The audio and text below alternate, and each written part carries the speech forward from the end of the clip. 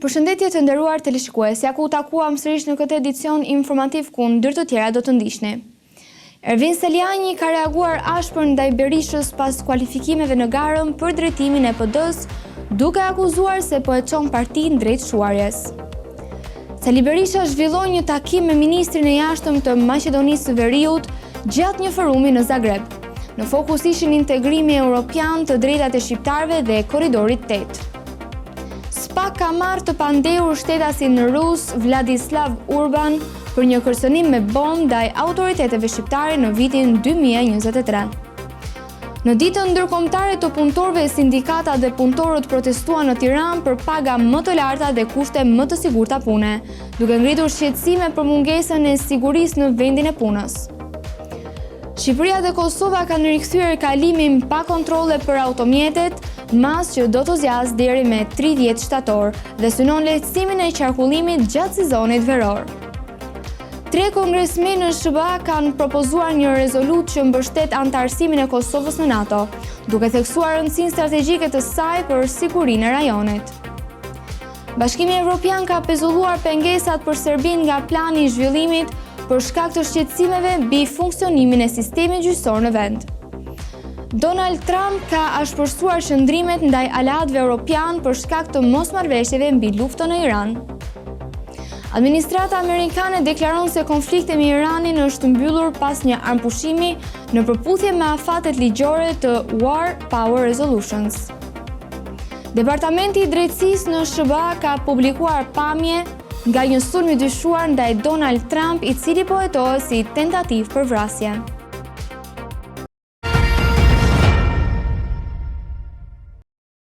Sali Berisha mbetet kandidat i vetëm për drejtimin e Partisë Demokratike në zgjedhjet e 23 majit. Komisioni zgjedhor ka skualifikuar dhe mos konsideruar disa kandidatuara të tjera për shkak të kritereve statutore. Procesi pritet të pasohet nga Kuvendi Kombëtar dhe ndryshimet në strukturat drejtuese të partisë. Partia Demokratike e Shqipërisë ka zyrtarizuar se në garën për kreun e partisë në 23 maj do të ketë vetëm një kandidat, Sali Berisha, duke e kthyer procesin në një rikonfirmim të liderit historik të forcës më të madhe opozitare në vend. Vendimi është marrë nga Komisioni Zgjedhor i partisë, i cili ka skualifikuar kandidaturën e Mereme Selës dhe Vladimir Mulajt me argumentin se nuk plotësojnë kriteret e përcaktuara për profil politik dhe publik. Ndërkohë, kandidatura e Ervin Selianit dhe Evi Kokala dhe Alesia Balliut nuk janë marrë në shqyrtim, pasi sipas partisë nuk kanë statusin e antarësisë në këtë forcë politike. Si rrjedhoi procesi zgjedhor i 23 majit, pritet të shërbejë si një vot besimi për Sali Berishën, i cili do të kërkojë mbështetjen e delegatëve për një mandat të ri 4 vjeçar në krye të partisë. Pas përfundimit të zgjedhjeve me 30 maj, pritet të mblidhet Kuvendi Kombëtar i Partisë Demokratike, ku do të miratohet ndryshimet statutore dhe do të zgjidhet strukturat e reja drejtuese, përfshirë edhe Këshillin Kombëtar. Paralelisht, një grup pune i drejtuar nga Gazmend Bardhi po diskuton ndryshimet në status, të cilat sipas burimeve nuk pritet të prekin në rolin e kryetarit, por më shumë organizimin e brendshëm të partisë dhe funksionimin e strukturave. Procesi i brendshëm zgjedhor pritet të përmbyllet në mes të qershorit, kur Berisha do të ketë mundësinë të formojë ekipin drejtues që do të udhëheqë opozitën në sfidat elektorale të ardhshme, përfshirë zgjedhjet lokale dhe ato parlamentare. Ervin Seliani ka reaguar ashpër pas vendimit për skualifikimin e disa kandidatëve nga gara për kreun e PD-s. Ai akuzon Sali Berishën dhe drejtimin aktual se po e çojnë partinë drejt shuarjes. Seliani i bën thirrje demokratëve të mos heshtin dhe të kërkojnë ndryshim. Ish-deputeti i Partisë Demokratike Ervin Seliani ka reaguar pas vendimit të Komisionit Zgjedhor të Partisë Demokratike për skualifikimin e Mereme Selës dhe Vladimir Mulajt nga gara për drejtimin e partisë, proces në të cilën Sali Berisha mbetet kandidat i vetëm për zgjedhjet e 23 majit. Në një postim të gjatë në rrjetet sociale, Seliani ka akuzuar drejtuesit aktual të PD-s dhe Sali Berishën se po e çojnë forcën më të madhe opozitare drejt dobësimit dhe shuarjes graduale. Ai thekson se Partia Demokratike nuk mund të funksionojë funksionojë si parti e një individi, por duhet të rikthehet në një forcë të hapur dhe përfaqësuese. Seliani e cilëson Berishën si një figurë të konsumuar politikisht, të izoluar dhe të paaft për bashkuar opozitën, duke lidhur situatën aktuale me humbje të një pasnjëshme elektorale të Partisë Demokratike në vitet e fundit. Në reagimin e tij ai ngri gjithashtu një sër pyetjesh mbi përgjegjësitë për drejtimin e partisë, përfshirë hartimin e listave në mënyrën e organizimit të fushatave zgjedhore, duke i konsideruar këto faktor si pjesë e dështimeve të përsëritura të opozitës. Seliani thekson se çdo ditë që Partia Demokratike vazhdon në këtë drejtim sipas tij është një humbje për vetë opozitën dhe për vendin. Ai shton se ndryshimi brenda partisë është i domosdoshëm për të rikthyer besimin e qytetarëve dhe për të mundësuar rotacionin politik në Shqipëri. Në përfundim të reagimit të tij, ish deputeti i bën thirrje demokratëve që të mos heshtin përballë situatës aktuale dhe të kërkojnë një parti më të hapur, më konkurruese dhe më të orientuar drejt zgjedhjeve të ardhshme. Kryeministri Edi Rama e ka cilësuar Bashkimin Evropian si një bekim për Shqipërinë. Deklarata u bë gjatë një ekspozite artistike në Berlin, ku ai theksoi edhe sfidat e procesit të zgjerimit. Kryeministri rikonfirmoi angazhimin e Shqipërisë për integrimin në BE. Kryeministri i vendit Edi Rama ka deklaruar në Berlin se Bashkimi Evropian përbën një bekim për vendin dhe për procesin e ndërtimit të institucioneve shtetërore. Deklaratat u bën gjatë ekspozitës artistike Krizalimi, të organizuar në kryeqytetin gjerman, ku Rama prezantoi disa nga veprat e tij në pikturë dhe skulpturë. Gjatë një bashkëbisedimi me ambasadorin italian në Berlin, Fabrizio Bucci, ai u ndal edhe te procesi i integrimit evropian të Ballkanit Perëndimor. Edi Rama thekson se metodologjia e zgjerimit Bashkimit Evropian është një proces kompleks dhe shpesh i ngadalt, por sipas tij mbetet efektiv në ndërtimin e institucioneve demokratike. BE-ja është një bekim për ne. Roli i saj është i dobishëm për ndërtimin e institucioneve dhe ajo di se ta bëj këtë. Është procesi më neurotik i mundshëm, por funksionon. Fal kësaj ne kemi ndryshuar. Më para të tham fjalët e duhura, por veprimet nuk pasuan. Kur erdhi pushtimi, ata kuptuan se të gjitha palët jashtë bllokut mund të humnin. Kryeministri gjithashtu theksoi se Shqipëria mbetet e përkushtuar për të përmbushur detyrimet e saj në rrugën drejt antarësimit në BE, duke vijuar reformat dhe përpjekjet për parafrimin me standardet europiane. Ne duhet të bëjmë ato që duhet të bëjmë dhe ne do të ecim përpara, sepse kështu përmirësohemi. Lajmi i mirë është se nuk do të bëhemi kurrë një Gjermani, sepse nuk jemi të aftë për të, por një Itali e vogël. Në një reflektim më të gjerë, Rama foli edhe për ndryshimet në vend ndër vite, duke e krahasuar zhvillimin e Shqipërisë me modele të tjera europiane dhe duke nënvizuar se vendi po ndjek një rrugë të vetëm të transformimit. Sipas tij, procesi i integrimit dhe bashkëpunimi me Bashkimin Evropian beten faktor kyç për modernizimin e institucioneve dhe zhvillimin afatgjatë të Shqipërisë. Partia Demokratike ka miratuar kalendarin për ndryshimet në statut. Procesi parashikon disa faza konsultimi dhe shqyrtimi të propozimeve nga strukturat e partisë. Vendimi përfundimtar pritet të merret në Kuvendin Kombëtar më 30 maj. Grupi i punës për ndryshimet në statutin e Partisë Demokratike ka zhvilluar mbledhjen e radhës ku është miratuar metodologjia e punës dhe kalendari i detajuar për procesin e rishikimit të dokumentit themelor të partisë. Sipas njoftimit zyrtar, procesi do zhvillohet në disa faza të mirëpërcaktuara nga data 1 deri në 10 maj. Çdo antar i partisë, përfshirë kryesin, Këshillin Kombëtar, grupin parlamentar dhe Kuvendin Kombëtar, do të kenë mundësi të paraqesin propozime për ndryshime ose përmirësime në statut. Paralelisht, edhe antarët e grupit të punës do dorëzojnë me shkrim sugjerimet e tyre. Në fazën pasuese, nga 11 deri në 14 maj do të bëhet shqyrtimi të gjithë propozimeve të mbërritura, ndërsa në periudhën 15-20 maj pritet hartimi i draftit final të ndryshimeve statutore. Ky draft do t'i dorëzohet kryetarit dhe sekretarit përgjithshëm të partisë për vijimin e procedurave të brendshme. Më pas, deri në 25 maj, dokumenti do të kalojë për shqyrtim dhe miratim në kryesi dhe në Këshillin Kombëtar për të dërguar përfundimisht në Kuvendin Kombëtar të partisë. Vendimi final për ndryshime në statut pritet të merret në 30 maj, kur është përcaktuar edhe mbledhja e këtij forumi më të lartë të partisë. Në njoftim theksohet gjithashtu se puna e grupit dhe propozimet e paraqitura do të mbeten konfidenciale, ndërsa mbledhjet do të zhvillohen me dyert të mbyllura deri në finalizimin e draftit zyrtar. Sali Berisha dhe delegacioni i PD-s zhvilluan një takim me ministrin Timço Muçunski në kuadër të forumit ndërkombëtar në Zagreb. Palët theksuan rëndësinë e integrimit evropian dhe bashkëpunimit rajonal. Në fokus ishin të drejtat e shqiptarëve në Maqedoninë e Veriut dhe korridori 8. Delegacioni i Partisë Demokratike dhe i Partisë Republikane, kryesuar nga Sali Berisha, ka zhvilluar një takim me ministrin e jashtëm të Maqedonisë së Veriut, Timço Muçunksi, në kuadër të punimeve të Forumit të Unionit Ndërkombëtar të Demokracisë që po mbahet në Zagreb. Gjatë bisedimeve, palët ndanë qëndrim se procesi i integrimit evropian betet një faktor kyç për të ardhmen e Shqipërisë në Maqedoninë e Veriut, si dhe për stabilitetin e përgjithshëm të rajonit të Ballkanit Perëndimor. Sali Berisha vuri theksin te domosdoshmëria e respektimit dhe avancimit të drejtave të komunitetit shqiptar në Maqedoninë e Veriut, duke konsideruar këtë si element thelbësor për bashkëtesë të qëndrueshme dhe marrëdhënie të besueshme ndërmjet komunitetit dhe shteteve. Në qendër të diskutimeve u vendos edhe korridori 8, i cili u vlerësua si një projekt strategjik infrastrukturor për lidhjet e rajonit në tregjet europiane me potencial për të nxitur investime dhe për të krijuar vende të reja pune. Palët diskutuan gjithashtu për zgjerimin e bashkëpunimit në fusha si energjia, infrastruktura dhe siguria rajonale, duke theksuar rëndësinë e koordinimit më të ngushtë në kuadër të organizatës ndërkombëtare dhe proceseve euroatlantike.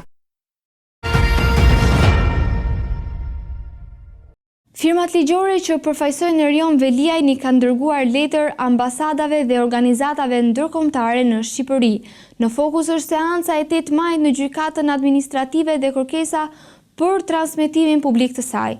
Çështja lidhet me legjitimitetin e prokurorit të dosjes dhe pretendimet për shkelje procedurale.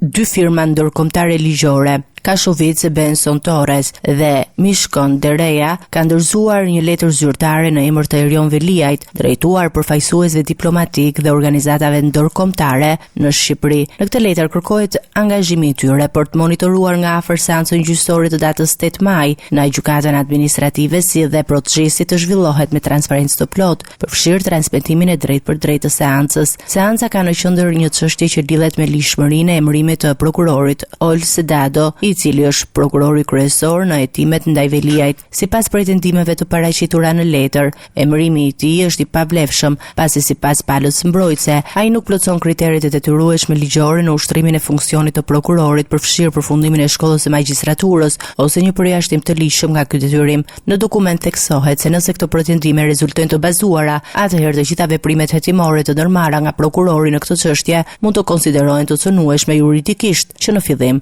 Erion Veliaj shpreh gjithashtu shqetësimin se çështja mund të mbyllet në mënyrë procedurale, pa u shqyrtuar në themel, duke ngritur dyshime për mungesë transparence dhe për respektimin e standardeve të procesit të rregullt ligjor. Në letër përmenden edhe pasojat që sipas tij burojnë nga këto zhvillime, përfshirë vazhdimin e paraburgimit, kufizimet në aksesin ndaj mbrojtjes ligjore dhe hetimet që shtrihen edhe mbi jetën private dhe familjen e tij. Kërkesa për përfshirjen e avokatëve ndërkombëtar vjen si një përpjekje për të rritur vëmendjen mbi procesin gjyqësor dhe për të garantuar sipas palës mbrojtëse respektimin e standardeve të drejtësisë dhe transparencës në vend. Prokuroria e Tiranës ka përfunduar hetimet për vrasjen e një 22 vjeçari në kryeqytet në shkurt 2025. I dyshuari kryesor shtetasi libanez Fadi Alean do të gjykohet në mungesë për vrasjen dhe rrethanat cilësuese. Autoritetet shqiptare dhe ato libaneze kanë bashkëpunuar përmes letërporosive dhe procedurave ndërkombëtare.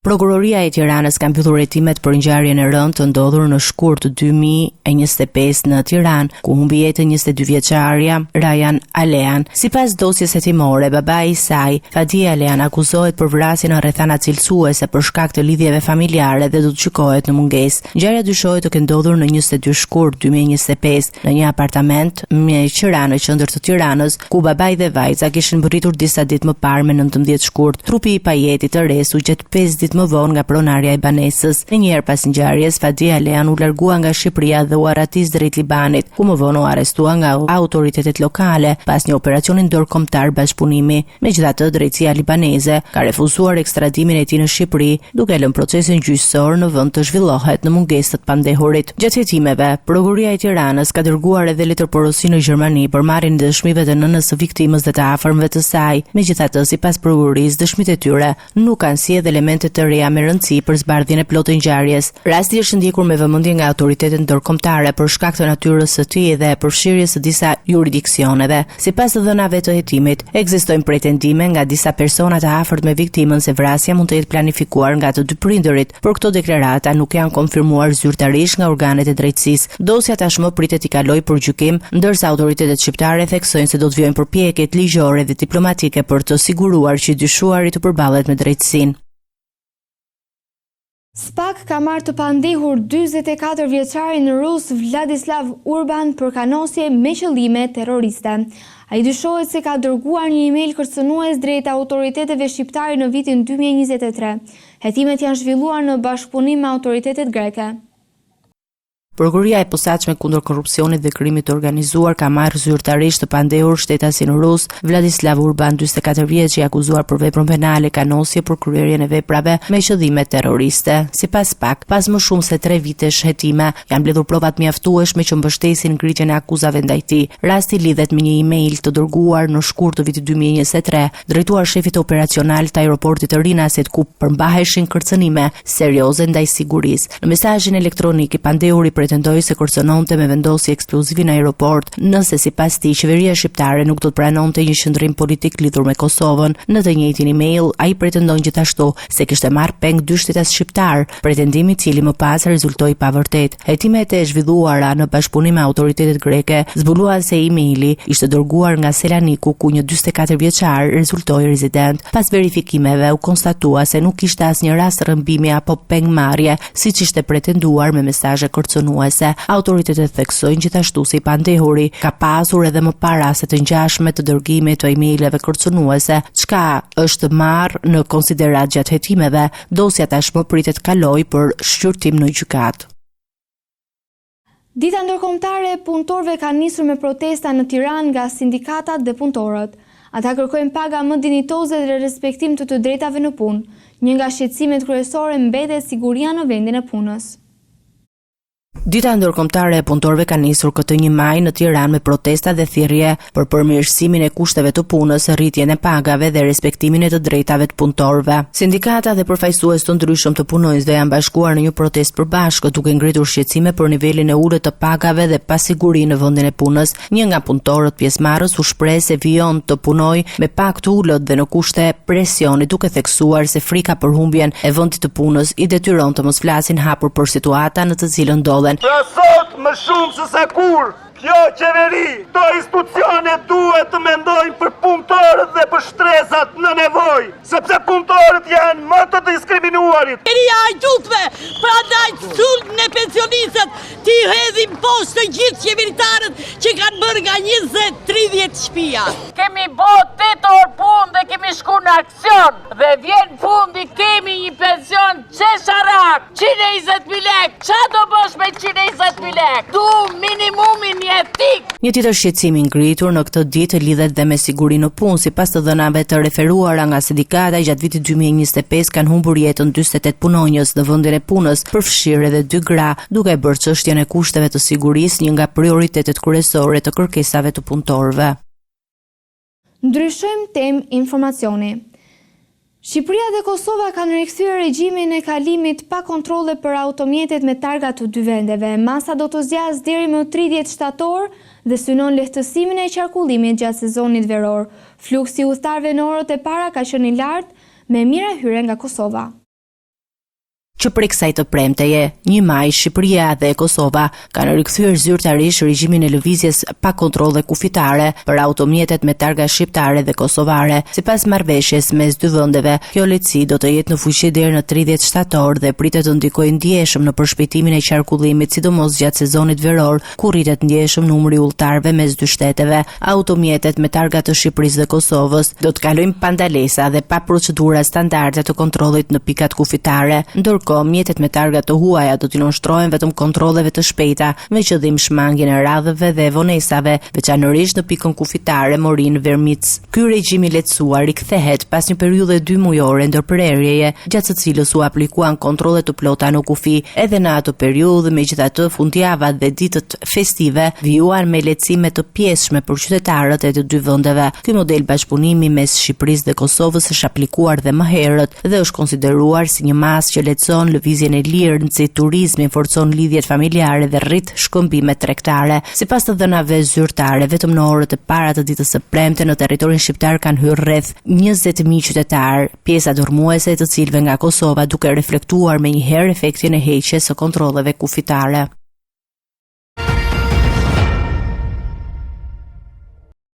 Tre kongresmenë në dhomën e përfaqësuesve të SHBA-s kanë paraqitur një rezolut në mbështetje të anëtarësimit të Kosovës në NATO. Dokumenti thekson rëndësinë strategjike të Kosovës për sigurinë e Evropën juglindore. Kongresmenët kërkojnë gjithashtu njohjen e Kosovës nga disa vende anëtare të Bashkimit Evropian. Tre kongresit amerikane kanë depozituar një rezolot në dhomën e përfaqësuesve të SHBA-s, duke kërkuar mbështetje të plotë për anëtarësimin e Kosovës në NATO, si një hap i rëndësishëm për forcimin e sigurisë në rajonin e Ballkanit. Në dokument, ligjvënësit argumentojnë se përfshirja e Kosovës në aleancën ushtarake perëndimore është thelbësore për mbrojtjen e interesave të sigurisë kombëtare të Shteteve të Bashkuara në Europën juglindore. Ata theksojnë se stabiliteti i rajonit mbetet i brish dhe kërkon angazhim të shtuar ndërkombëtar. Rezoluta nënvizon gjithashtu arritjet e Kosovës në drejtimin e qeverisjes demokratike, kontrollit civil mbi forcat e sigurisë dhe bashkëjetesës multietnike, duke cilësuar këtë si argumente të forta në favor të anëtarësimit në NATO. Sipas kongresistëve, rajoni vazhdon të përballet me përpjekje të destabilizuese nga aktorët kundërshtar, ndërsa përfshirja e Kosovës në aleancë do të shërbente si një kundërpeshë e rëndësishme për të frenuar ndikimet armiqësore për të parandaluar përshkallëzimin e tensioneve në Ballkan. Në të njëjtën kohë, ata i bëjnë thirrje administratës amerikane që të nxjisë vendet e caktuara të Bashkimit Evropian si Greqia, Rumania, Slovakia dhe Spanja, që ende nuk kanë njohur pavarësinë e Kosovës, të rishikojnë qëndrimin e tyre. Rezoluta konsiderohet si një tjetër sinjal politik në mbështetje të Kosovës në arenën ndërkombëtare, ndërsa aspiratat për anëtarësimin në NATO mbetet një nga objektivat kryesore strategjike të vendit për garantimin e sigurisë dhe stabilitetit afatgjatë.